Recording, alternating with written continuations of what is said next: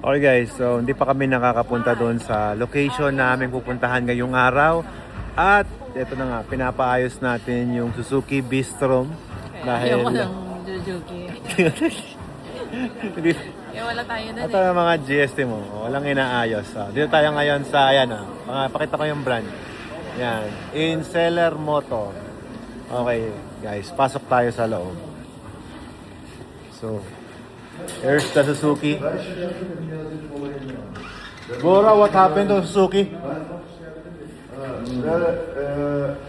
Master Niyazi, Hello? Hi sir. Filipinlerden. Yeah. Hello sir. Alfredo. Alfred. Yeah, Alfred. Yes. Alfred Good to see you, Butterworth. sir. Good to see you. Nasıl keyifler? Okay, so pakita ko sa inyo yung Suzuki.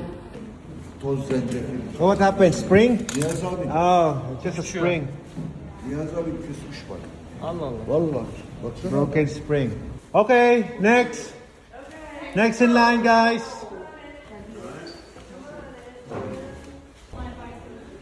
Okay. What is this? Moto Gusto. Moto Gusto. Is it Gusto or Gusta? Gusta? It's O. Moto Gusto. Yes. Moto Gusto.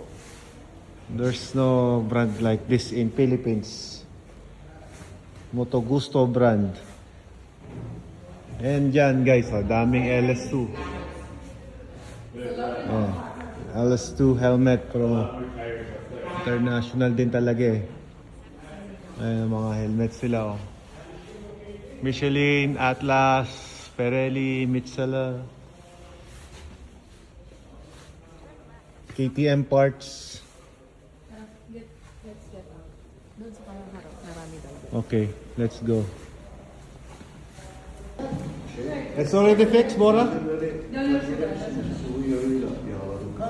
Okay. Napalitan ng spring.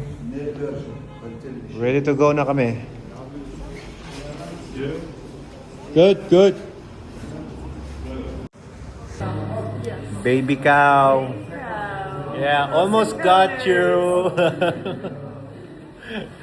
Okay, so the bistro is now okay. Spring is replaced. This one? There you go. Okay. We're now ready to ride again.